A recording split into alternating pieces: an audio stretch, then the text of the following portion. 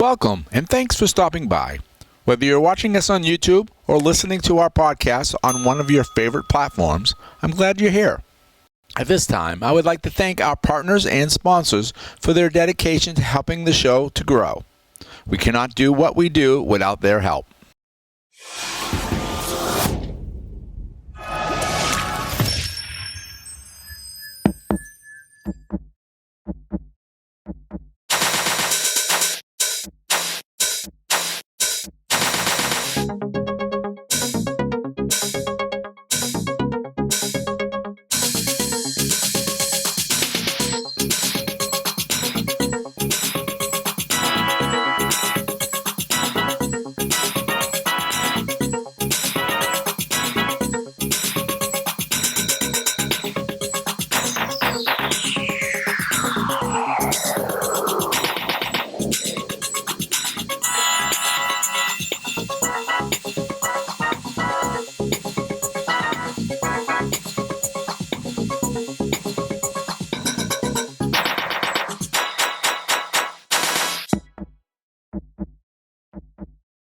Hey everybody, this is the Millennium Beat with your host Kevin James. Today I have on the computer James Early. James, thanks for being with me.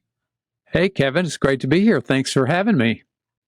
This is the first time we've actually done an interview together. We've met through CPA, Christian Podcasting Association.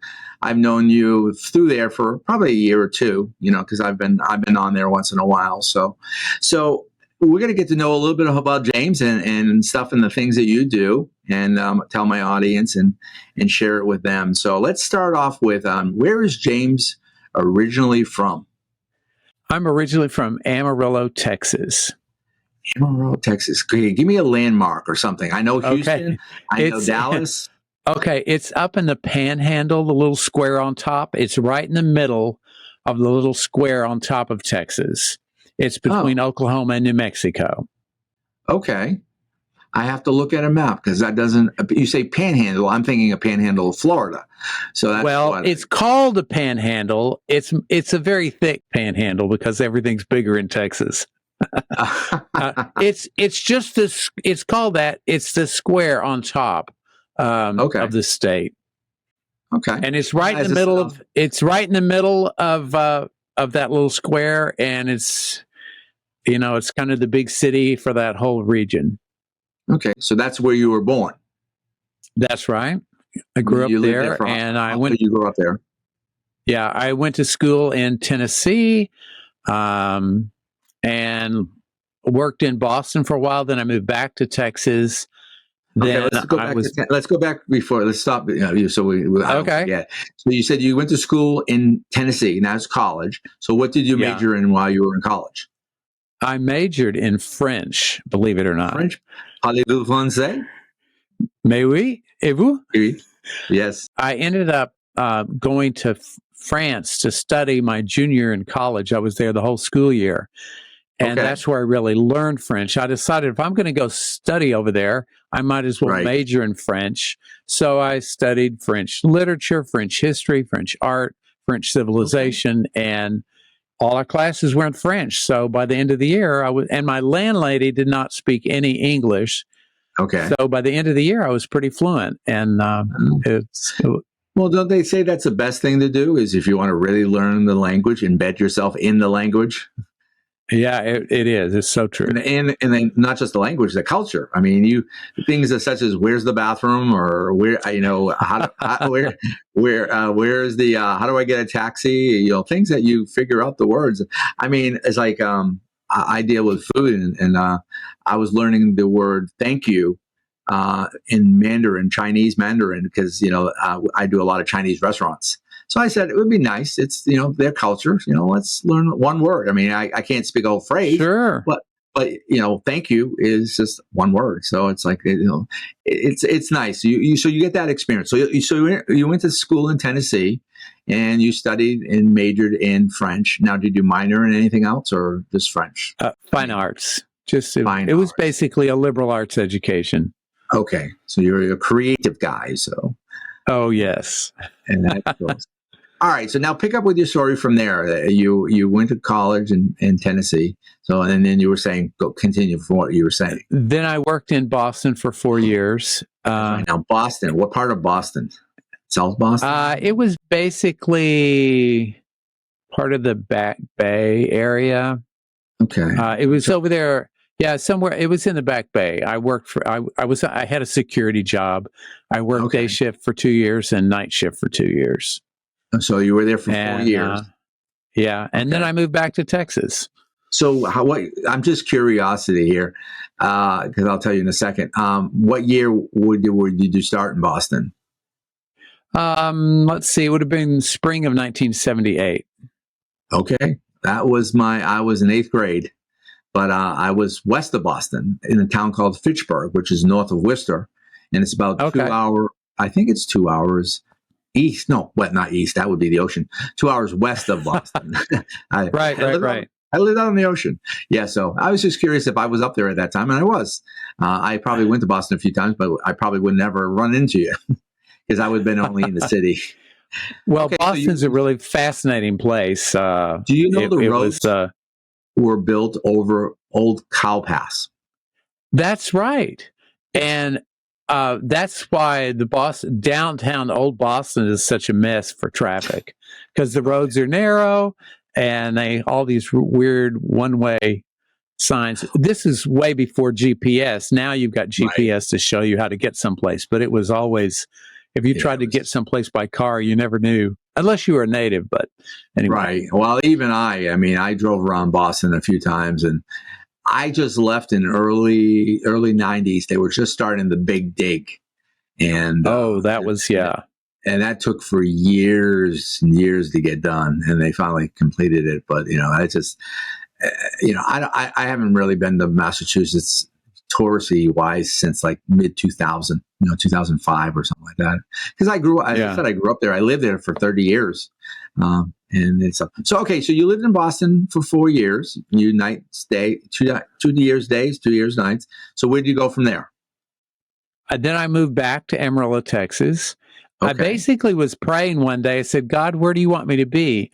And he said, Amarillo, Texas. And I said, no. I thought I had, graduated from being in the hometown. And, I loved my parents from a distance. They were good people, but I thought I was, I was in my early 20s and I thought I was ready to take on the world. And God basically said, you need to go back and get to know your parents as people and appreciate them and respect them.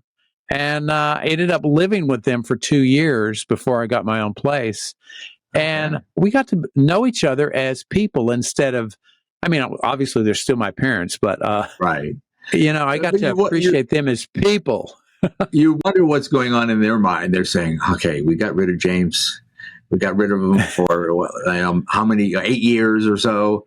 And, and then, oh gosh, he's back again, They were actually very happy. They were delighted for me to, and while I lived there, actually, I did all the cooking and I did all the shopping. And that was, they didn't charge me rent, but I sort of earned my keep by, doing the cooking and planning the meals and that sort of thing. Right. And now you haven't mentioned it yet, but I'm assuming by the conversation you were an only child. That's not true. I was a middle child. Because of the way you're talking, I didn't think you had any siblings. So tell no, I've got an older sister. I've got an older sister and a younger brother. Okay, so there's 3 of you. That's right. Middle child. So, see, I tell the running joke. I'm an only child of 5. Because between me and my brother 6 years, and between me and my oldest sister is 12 years. So so there was a kid space, and then me. So when I grew up, everybody pretty much was moved out. So that's how I became an only child of 5. So there you go. So you're the middle child. That's an experience in itself. I don't know how I've always been the baby, and I've dealt with my sister, which is the oldest. What was it like being the middle child? Oh, everybody talks about the middle child syndrome. I don't know. I had a good relationship. I had a good relationship with my sister. Right. And The older sister. I did not have a good relationship with my brother growing up. With your He would just look at me and make me mad. And so I beat him up a lot. It was really too. Oh, he did. Knew that. Oh, he acted like he acted like he knew all these things that he was just repeating information that somebody else said. And it made me mad because I knew he acted like he knew all this stuff. But when I was in high school and I got serious about my faith, I realized there's that verse in the Bible that talks about if you say you love God, but you don't love your brother, you're a liar. Right. And I realized, oh my gosh, I really don't love my brother, but I say I love God, so I'm a liar. And I realized, oh no, I'm going to have to love my brother. And I did. And we have a wonderful relationship now. Okay, cool. And we have ever since then. I mean, obviously, isn't little brothers always annoying? I mean, I know I was one, but I was annoying. But I mean, I grew up in a Catholic family, not in a Catholic Christian family, but it wasn't like what I would grow up. If I had kids now, they would grow up in a different environment. But, little brothers are always annoying, and they know how to push your buttons. Always and never are pretty big words. My brother could be annoying. Other times he was not. Usually the problem was me. So,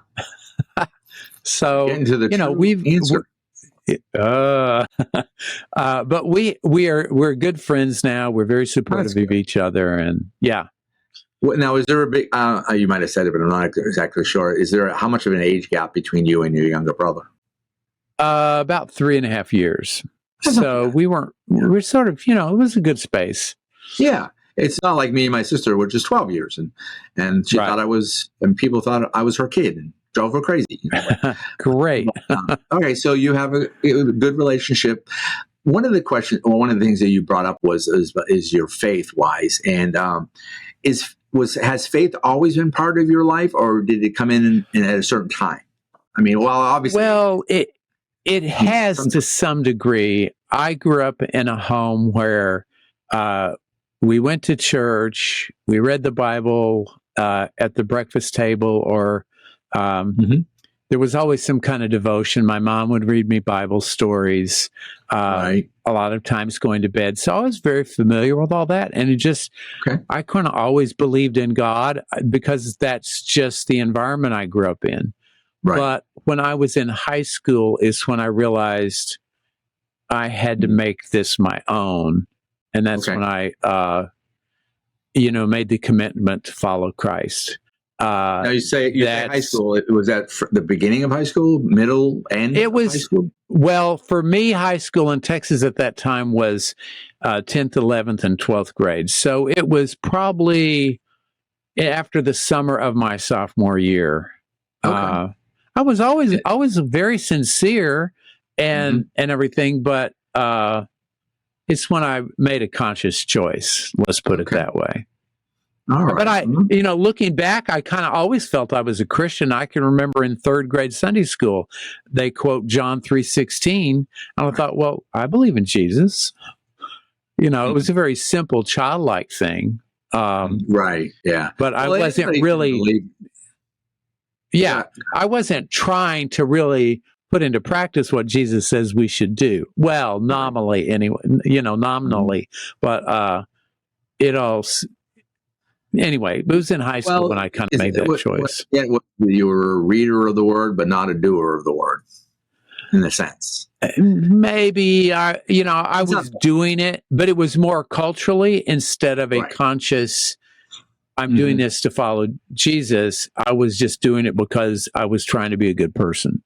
And that's the way I was brought up. And that doesn't mean I always was a good person, like when I beat up my little brother. That's funny. But the thing is, when I made that commitment, then I saw the incongruity between my actions and my words. And that's when, That's what made the difference there. Well, the light was shining upon your sins and stuff and the things that you needed to change. So it gave you that clarity. one was pretty obvious. That's pretty obviously. Well, also is, again, you applied the information that you've been learning in your growth. But the main thing I get was you started developing a relationship with the Lord, not just a head knowledge of the Lord. You started developing a relationship. That actually started much earlier.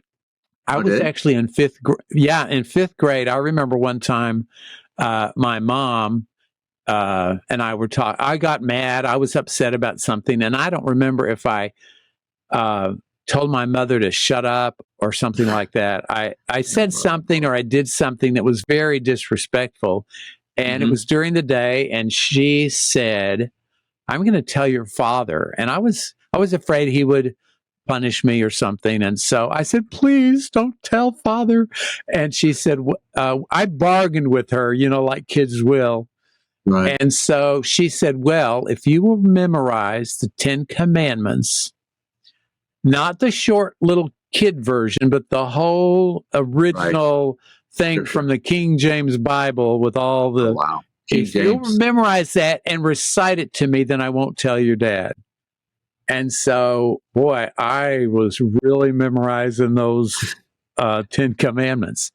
And I would recite them to her. And she also said to me, "You need to ask God, you need to tell God you're sorry and ask him to forgive you." Right. And I had said my prayers. I had said prayers before, but this is the first time I felt I was actually like trying to talk to God like you would to a person. Right. And I don't know that I got an answer back, but it made me realize, I mean, I tried several times to do what my mom told me. Right. And I did it on my part, not that I heard anything in response, but I think that was the first little seed planted that this is about having a relationship with God. Okay. So, it was a slow coming along, but that was really the first time, I think.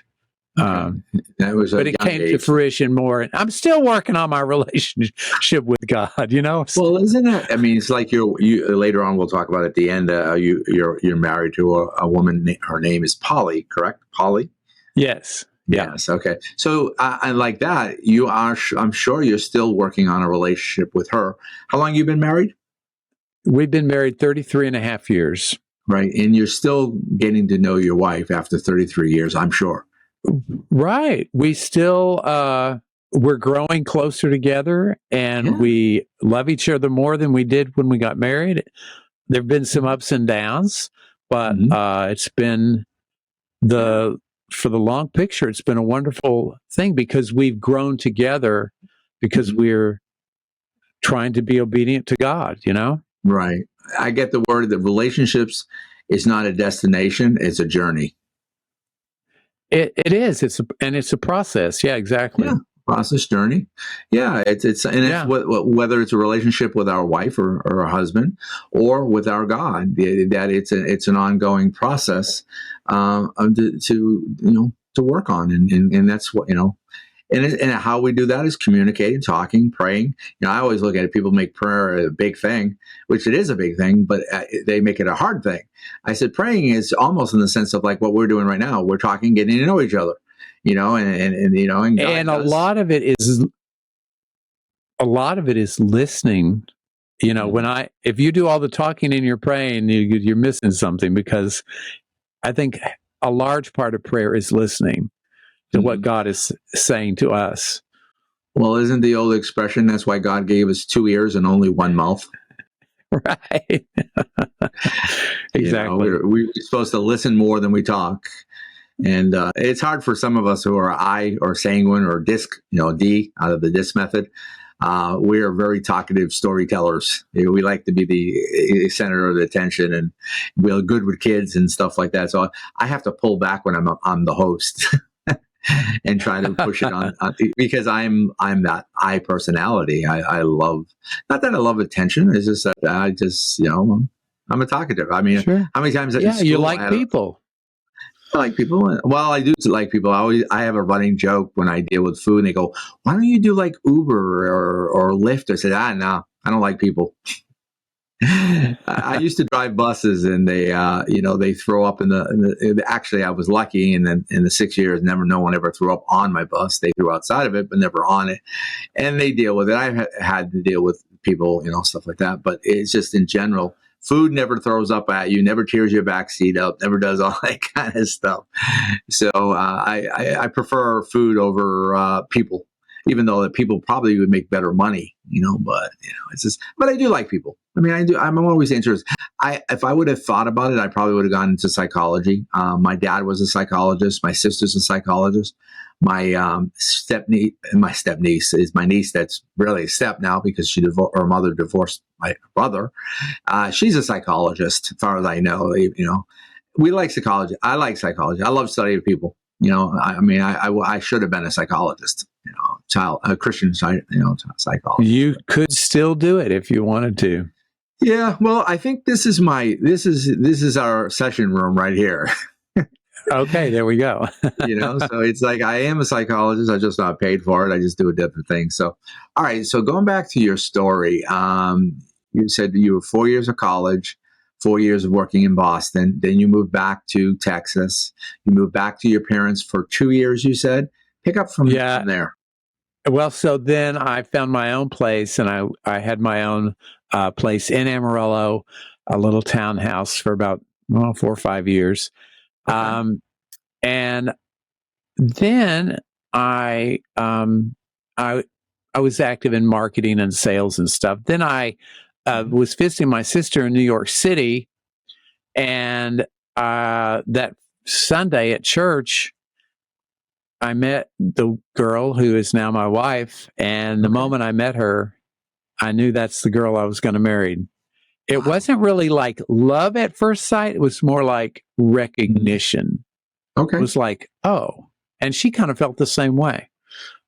So within the year or so, we were engaged and we got married, and I moved up to New York, and we lived in the Bronx for 2.5, 3 years. Then we moved to Connecticut. We've been in Connecticut now for about 30 years. Oh, wow. Now, Connecticut, I'm familiar with. I used to fly into Bradley. Okay. All the time, because my sister used to live over in Massachusetts. Her husband was a VI. She was a vice president of AIC College in Springfield, American International College. Yeah, and so I used to fly into Bradley a lot, and then she'd pick me up, and then I would do whatever we needed to do in Massachusetts, because my other part of the family lived in Fitchburg, which was west Springfield, and then Fitchburg was a good little haul. I mean, not compared to Florida, it was a short trip. But Florida is like, just for me to go to one place to another is 2 hours. In Boston, I could go from my house to Cape Cod in 2 hours. So it's a lot different. So, all right. So you did that and stuff like that. So where else are you going? When does your writing get involved in your life? Has it already been there? You just haven't mentioned it yet, or is it somewhere down the road? It's about 2009 or so that I started a blog called The Bible Speaks to You. Okay. And your listeners can go to thebiblespeakstoyou.com and check that out. In 2019, I included what's now the Bible Speaks to You podcast. Right. And I just kind of added it onto that. I'm really not doing a blog anymore, but for my podcast, I actually write out the episodes. Okay. So it looks like a blog post you can listen to it as well. So I've done a lot of writing. I'm working on a book. I've got several books in my head that I haven't, fleshed out yet. So the writing has been really good for me because it's helped me learn to articulate ideas. Mm-hmm. I love to talk freely, maybe with notes and things. And I've done Bible classes where I teach from notes or outlines, and I enjoy that because I love the spontaneity. Mm-hmm. But with my podcast, I'm trying to make sure I'm articulating the ideas right way. And of course, with the book, you have to really think about it, and it's edited all that stuff. So, Oh, that's cool. in the middle of all that, which kind of really prompted the podcast, I started doing weekly Bible studies at a nearby federal prison, the Danbury Federal Correction Institute. This is in Danbury, Connecticut. It's about a 15-minute drive from my house. That's not too bad. And doing weekly Bible studies, and I'd have people from a wide range of different religious backgrounds, different denominations, Protestant, Catholic. I even had a couple of Muslim people sometimes that really appreciated my take on the Bible, and they appreciated it so much that I realized I've got something. I put together several sort of topical Bible studies. One was how to pray like Jesus, all the healings of Jesus, the Holy Spirit. I had one on all the women of the Bible, and another one on all the angels of the Bible. And so by the time I cycled through all 5 of those, there'd be a whole new population, and all those people would have been released, and I'd sort of do them again, and both for men and women. And I had so many people say to me, Kevin, wow, this was so helpful. You helped me rediscover my faith, or you helped me restore my relationship with my family. One woman said to me, when I came to prison, I was on 5 different medications for depression, and I'm off all those medications, and it was because I was in your Bible study. Wow. I didn't know that at the time. I mean, she had a little bit of an attitude, but, I just thought she was, she actually grew up in a church where she was not allowed to ask questions. And I just loved her questions. She asked wonderful questions that would be like you would talk about in seminary, perhaps. I've never been to seminary. I don't know, but they were good, deep theological questions, and they wouldn't let her ask them. And so I treated her like a real person with respect, and everybody in the class just loved on her anyway. So I had so many people saying, hey, this Bible study class has made such a difference in my life. I realized I've got to find a way to get it out there more. And so that's when I started the podcast back. Now, is the podcast audio only or video? It is audio only. No, it's just audio. Yeah. I always joke with people. I mean, I've got better since I've lost weight and stuff. Like, I used to tell myself, I said, I have a face for radio. Right.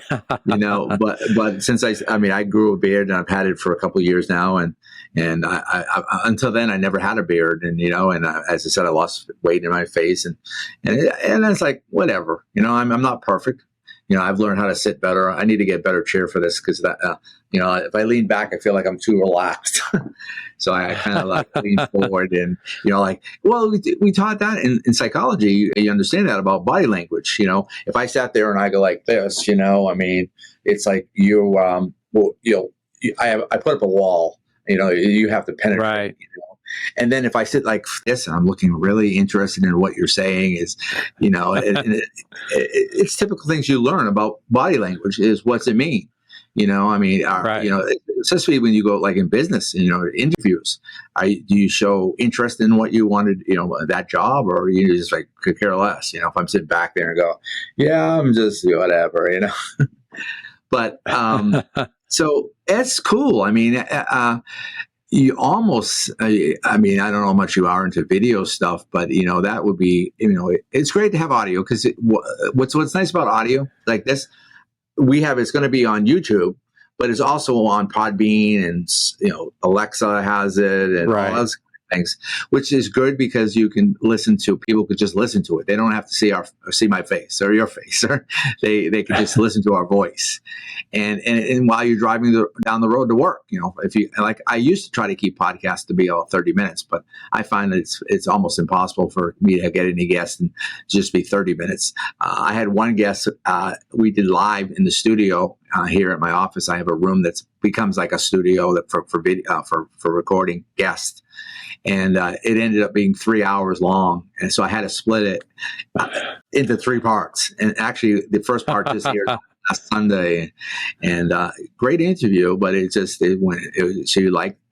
She was young, 25 years old, and she liked to talk, and we got a lot into it. But it was a good story. Go. So that's great. I love that. Actually, I need to get that. And I don't listen to a lot of other people's podcasts. Just probably like yourself is we're busy. I do my podcast. I do a church service. I work at a Christian television station. So I have a lot of sources that I have to do actually as work. So right. But your podcast sounds like something I want to listen to more often, especially when I listen to mine. I listen to every podcast I do. I listen to it. I critique it. I don't say, oh, I sound terrible or whatever. I got all that stuff out in the editing phase. So that's good. I would definitely, you gave me the link and I'll put it again. Say it one more time so I can put it up on the screen when I do the post-production. Okay. It's thebiblespeakstoyou.com. And actually, I put together a special page for all of your followers. It's thebiblespeakstoyou.com/TMB, initials for the Millennium Beat. Okay. And it's just, there's some resources there. There are 3 little blue boxes at the bottom. One you can click on if you'd like to subscribe to my podcast, get on my email list. I will send you a little prayer guide I put together called Praying with the Mindset of Jesus. Okay. That's one of my core areas of focus, is embracing the mindset of Jesus. And the other one is a playlist I put together on spiritual identity, discovering your sense of purpose. And then the third one is something I've started a year or so ago called Jesus Mindset Coaching. Okay. I have coaching clients that it's not life coaching. It's not business coaching. It is how to learn to think and act and pray and love like Jesus did. Embracing the mindset of Jesus. Paul says, 1 Corinthians 2:16, we have the mind of Christ. Right. It's not, it's present tense. He doesn't say we'll have it later, right now. So that's what I help people embrace, give themselves permission to use the mind of Christ instead of just their little human mind. Right. And cool. it's a paradigm shift, really, and it's a mindset shift, literally, of how we're thinking and how we're perceiving the world, how we're interacting with people and situations. So anyway, thebiblespeakstoyou.com/TMB. The Millennium Beat. That's a good way to connect. And that's what I appreciate that. Okay, cool. So the podcast. Go ahead. Is this a good time to talk about my podcast a little bit? We can go into that, and we can talk about you being a podcast person. And go ahead, talk about that. Okay. Yeah. So I'm almost to episode 200, which is amazing. I've been doing this for over 3.5 years. When I started, I got to episode 10 and I thought, wow, episode 10. And now it's like, I just put out episode 195 earlier this week. But the whole point of the podcast is to get back to the original Christianity of Jesus. What did Jesus actually say? What did he want us to do? Instead of all these things we've added, not maybe you and me personally, but that have been added in the last 2,000 years. And I'm not saying those things are invalid, although some of them may be, but I'm really trying to focus on what Jesus actually said and did, and use that as my guide instead of some church council, some church, whatever throughout history. Those things, the history of the church is fascinating, and we have a lot to learn from that. Right. But I'm following Jesus. I'm not following all these other people that came up with these other things. Right. And so that's the idea of my podcast, and also to help people follow Jesus better in their daily lives. Hmm. Now, since since it's a one person show in this sense, it's just you. It's not like me doing interviews with people. I interview somebody once in a while, Once in a while, but okay. not very often. Yeah. But your teaching is more like a teaching, informational podcast. So it's inspirational, but it's also you learn something from it. What's on the average? Because you write it out and you kind of really plan it. What's your average time on your podcast that you do? It's between 22 and 25 minutes. That's kind of my sweet spot because it's cool. just me talking. It's not questions back and forth. Right. So that's the average. Okay, that's cool. Well, I always say that's good drive time. And that's something exactly. perfectly. I drive twice a week to Lake Mary, which is about 25, 30 minutes, unless there's traffic on I-4 and it's an hour and a half, 2 hours, but in general, it's usually around less than 30 minutes. And so that'd be great. I could actually, plug you in and then listen to you all the way to work, and you'll give me some inspiration. Now you set up the website and then also a link for people to get some stuff. If they can get it there, but is there? Are you on any other platforms that you know of? You don't have to tell me all. Sure, I'm on Facebook. I'm on Twitter. I'm on TikTok. I'm on Instagram. I don't spend a whole lot of time on social media. Mm-hmm. I put a few TikTok videos up. Yeah, I seen that. But I checked out all your links to make sure they worked, and I saw that. So that's platform in sense of social media. But what about Apple Podcast, Spotify? Oh yeah, I'm on all the podcast apps. Okay, so you can listen to me anywhere. Yeah, and they would find you by this name of say that. Right, The Bible Speaks to You. Okay, so they can search that on whatever way they listen to it. I'm an Apple fan, or originally was, but all my stuff is on Podbean. That's my server. So it starts from there, but they send it to Apple, and you can ask Alexa, like, "Hey Alexa, play the you don't have to say the latest. This is play the Millennium Beat podcast," and it'll start playing it. The latest episode. Isn't that cool? Yeah. So that is so cool. So, but all that said, Kevin, I would encourage people to go to my website with that little link I mentioned and get on my email list, because when I do have a book or when I have something, special announcement, they'll get an alert for that as well. Okay, yeah, it's cool, and it's a little bit more interactive.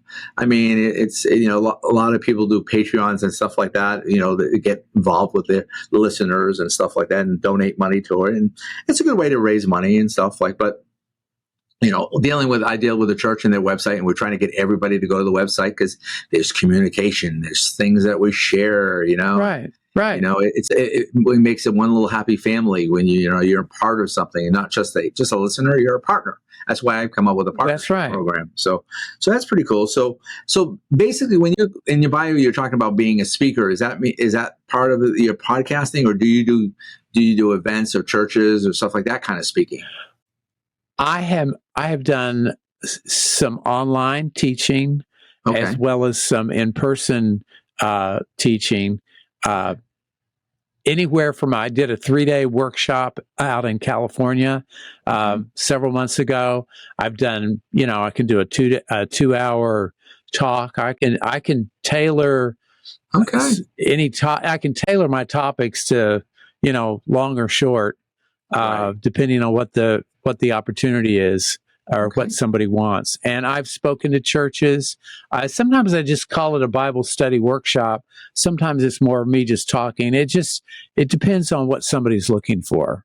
Well, it's good that you can actually put what they're looking for and then what you are into what they're looking for, which is pretty. Right. There's a page on my website that talks about my speaking. And if you're in a church where you'd like me to come and talk, or a group or an event, you can go to the website, click on the speaking.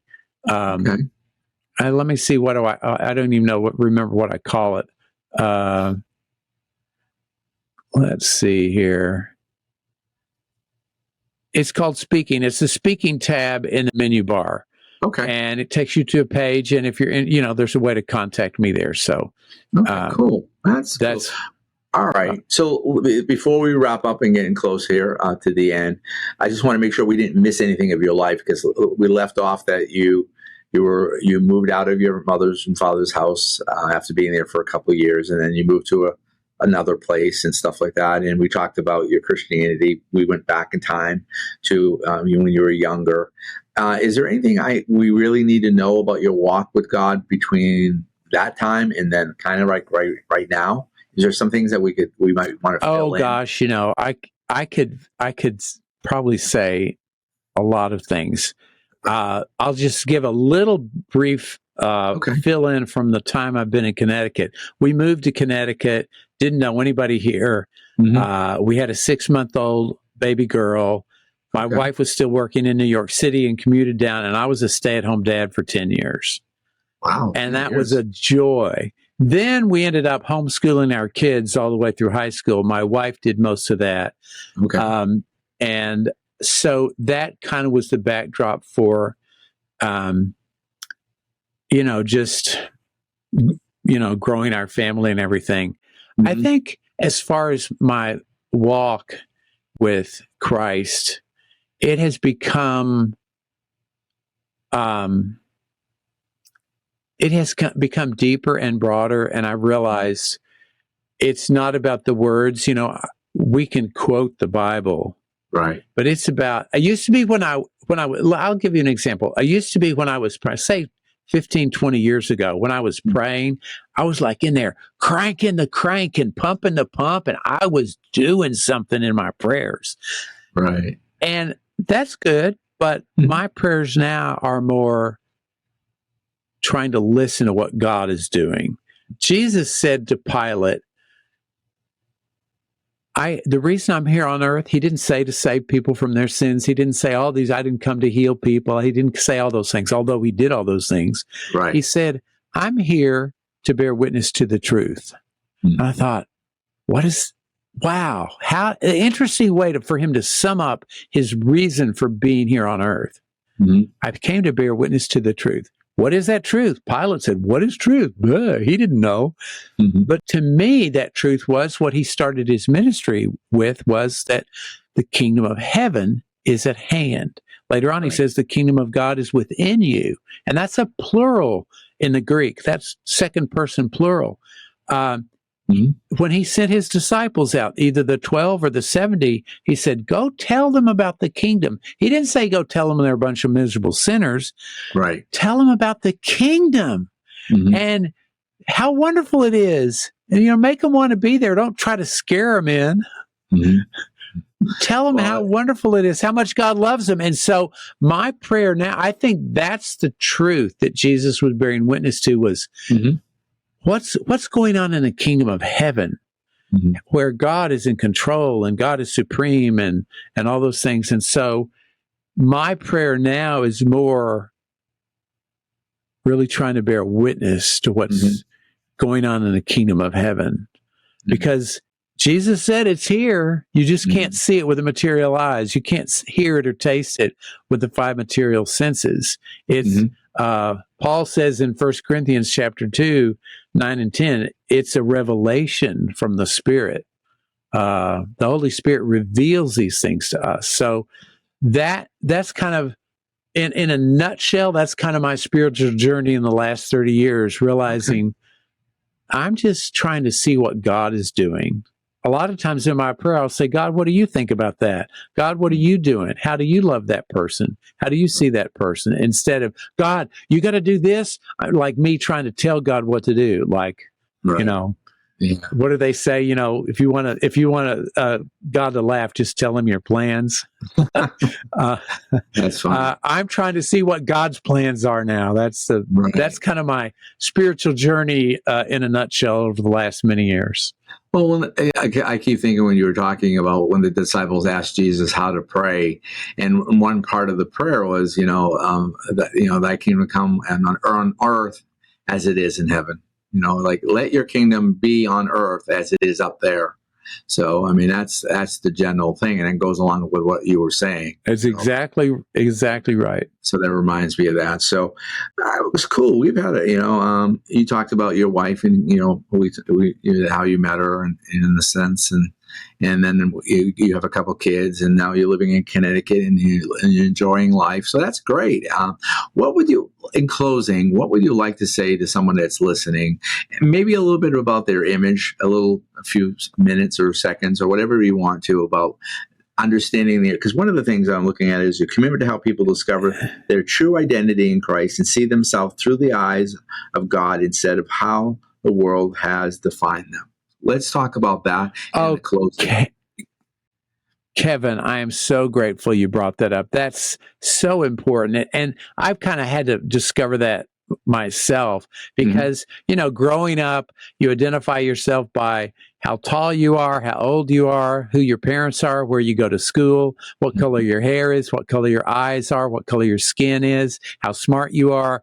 You get older, what car you drive, where you go to university, or whether you do or don't go to university, what job you get, all these external, who you marry, whether your kids are smart, how much money you have. We have all these external things. And then we have the things of what, either our parents or society, we feel like they're trying to tell us we should be a certain way. Now, some of those things are good, like, be courteous and be polite to people. But, you hear the proverbial thing about a parent saying, well, since I'm an attorney, I want you to be an attorney. If I'm a doctor, you've got to be a doctor. Or I want you to make a lot of money, or you've got to marry somebody rich. And we have all these things that we identify ourselves with. Then there's another layer of that is we identify ourselves with the things we've done, either right or wrong. Or maybe somebody grew up in an abusive home where they were mistreated emotionally or physically as a child. And I'm continually amazed at how many people have had that experience.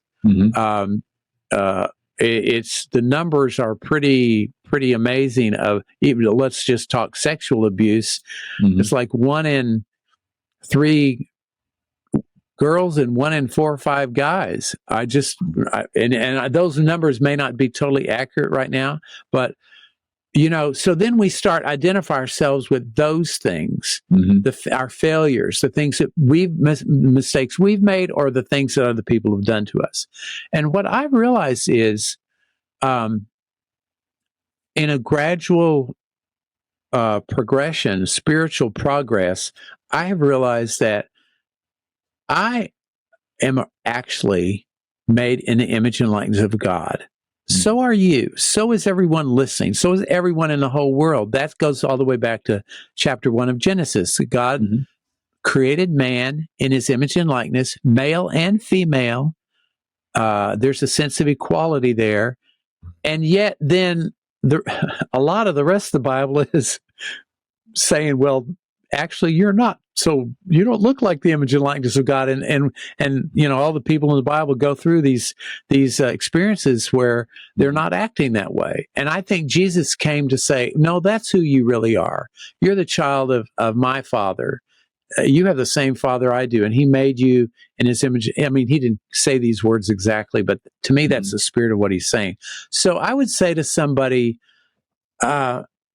ask yourself how you see yourself. It's not your physical characteristics. It's not all these things that have happened to you, or the mistakes or the successes you've done.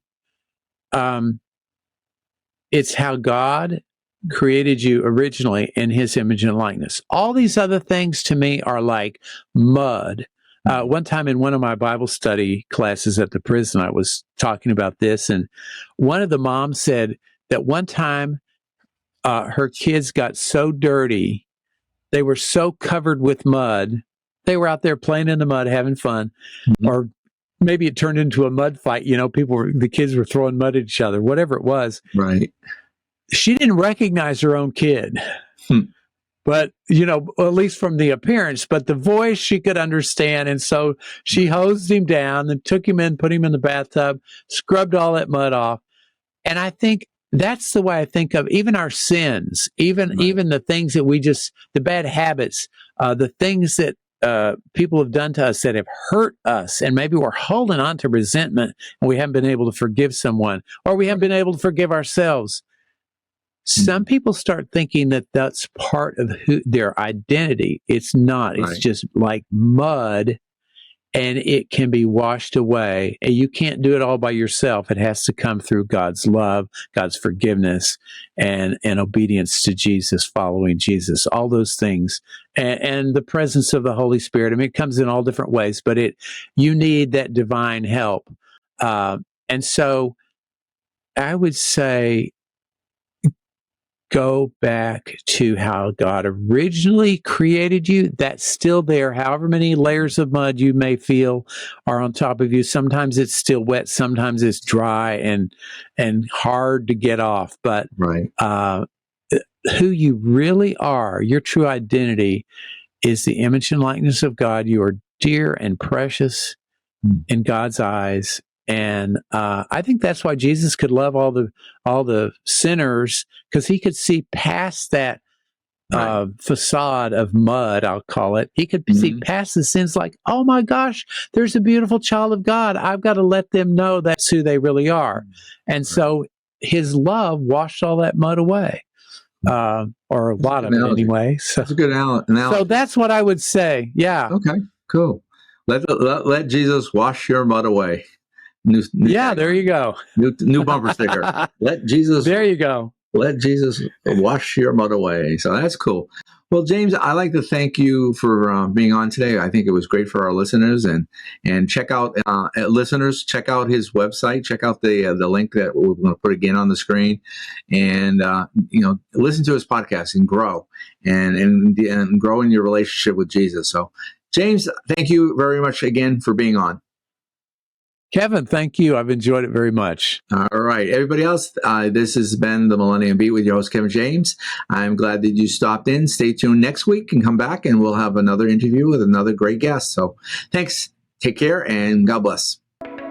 This has been a Millennium Beat LLC production. Views and opinions of the guest are not always the views and opinions of the Millennium Beat LLC.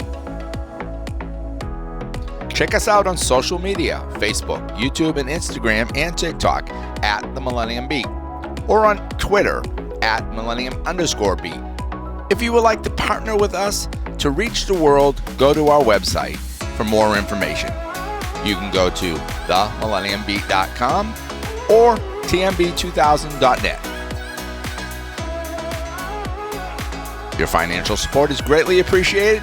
We couldn't do all we do without your support.